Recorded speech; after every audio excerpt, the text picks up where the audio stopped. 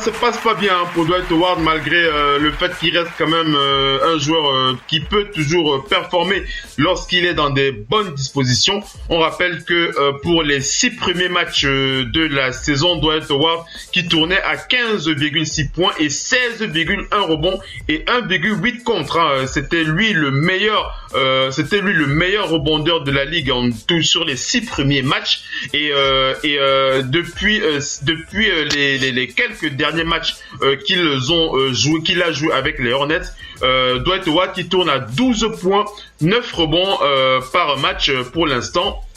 Mais le plus gros problème de Dwight Howard, ce n'est pas spécialement les rebonds, c'est son aptitude à chuter au lancer franc. Et ça, ce n'est pas nouveau. Je crois que vous connaissez tous ce problème de Dwight Howard avec les lancers francs. Dwight Howard qui tourne autour de 40%, son problème au lancer franc est tellement stressant pour lui qu'il a tendance à s'énerver très régulièrement sur le terrain.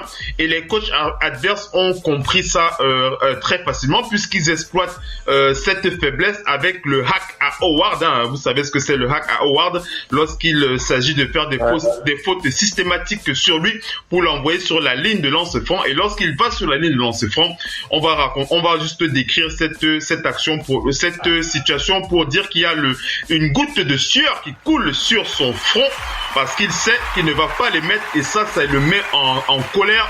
Dwight Howard, on rappelle qu'il a pris 3 fautes techniques sur les 13 derniers matchs et il a aussi pris une amende de $25,000 pour avoir insulté un fan du Minnesota sur cette situation et il a aussi été expulsé du match après 23 minutes de jeu, hein, donc il n'avait même pas eu le temps de s'exprimer.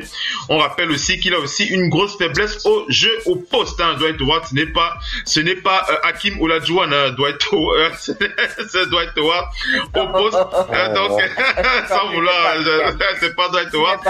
Mais on va terminer pour préciser que quand même lorsqu'il est dans des bonnes dispositions, lorsqu'il a le moral haut, Dwight Howard c'est quand même une machine à double-double. Donc comme le Doc Onpi qui avait d'ailleurs réagi sur Dwight Howard sur le parquet en disant qu'il faut qu'il accepte son rôle il n'est plus ce n'est plus un joueur sur qui on va se concentrer, ce n'est plus le franchise player d'une équipe.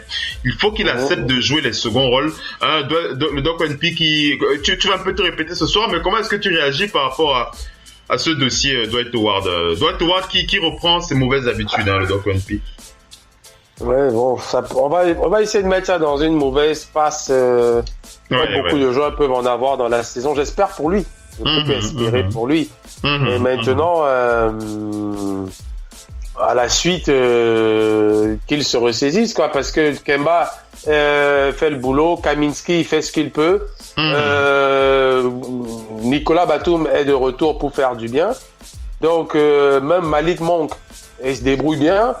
Donc, il manque juste que l'intérieur, parce que Kaminsky peut pas faire le boulot seul. Il faut vraiment un mec qui accepte, comme on disait, que les rebonds, c'est pour lui, défensif comme offensif qu'il a essayé, des déplacements à la DeAndre Jordan, avec un plus que Dwight peut avoir, mais à la DeAndre Jordan, c'est-à-dire dès qu'on lève le ballon, pick and roll, j'ouvre, on me lève le ballon, je mets ça dedans. Ou bien écran à l'opposé, je profite de cela. Javale McGee arrive à profiter de cela avec 10 fois moins de talent que Dwight Howard. Donc là-bas, je pense que il doit plus profiter de cela et se dire, voilà, il faut que ma défense et mes rebonds puissent servir à mon équipe. Ma défense et mes rebonds puissent servir à mon équipe, pas forcément ses points. Et ensuite, maintenant, travailler son lancer. Il s'est pas encore posté. Après combien d'années NBA? Il y a encore 3 ans, Charles Barkley le mettant en exemple. Il ne s'est pas encore posté. Il a payé Olajuwon un été. C'est rentré à gauche, c'est sorti à droite. Il ne sait pas prendre dos au panier, poster, reverse, feint, je donne la faute, ou bien un petit fadeaway, ligne de fond. Il ne sait pas encore faire ça. Ou même son skyhook, de son simple hook de main gauche-droite, que même un Pachulia sait faire. Et tout le reste, il y a plein de pivots qui savent faire. Comment tu tires sur Dwight Howard? C'est pour ça que je dis, mais il est trop tard. Moi, je ne suis même pas là pour dire qu'on n'attend plus ça de lui. Oui. Moi, j'ai un pote ici qui m'a dit ça, qui me disait, Simon, je comprends pas comment des joueurs NBA, avec le salaire qu'ils ont, peuvent être parfois à 30%, 40% au lancer franc. Et vivent de ça matin, midi, soir. Ils ont les meilleurs préparateurs, les meilleurs entraîneurs. Je lui dis, écoute, ils ont d'autres choses à faire aussi, c'est le mélange. Je lui dis, donc, voilà le problème d'un mec comme Dwight Howard, qui n'a plus à faire tout. On te dit, prends les rebonds, fais des contres et tire au lancer franc. Ton hook, laisse tomber ton hook. On va te lever le alley-hoop. Tu sais rien faire d'autre offensivement. Donc, travaille tes lancers francs. C'est tout ce qu'on te demande. Shaquille O'Neal, lui, Shaquille devait travailler d'autres choses. Il avait d'autres choses à faire que le lancer. Et Dwight, il n'a plus ça. On lui demande juste maintenant, prends le maximum. Moi, je préfère Dwight Howard qui me dit 7 points dans un match, dont un lancer franc et 6 points, mais qui m'affiche 16 rebonds. Tu m'as fait le boulot, 16 rebonds, dont 10 défensifs et 6 offensifs. Je dis, tu m'as fait le boulot, j'attends pas plus de lui. et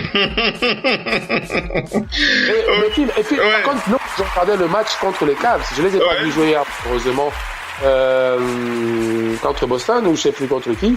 Mais la relation poste-au-bas avec Kaminsky est à un moment donné inexistante. On dirait qu'il n'a pas encore mis en tête que je dois travailler avec mon 4. La relation poste-bas, à un moment donné, tout ça, c'est des trucs. Bon, de toute façon, je suis pas coach. Le coach doit le voir et essayer de travailler. Mais conseil, doit voir. À leur niveau. Vous êtes bien sur Radio Off Basket. La radio qui vous parle de NBA, la radio qui vous écoute.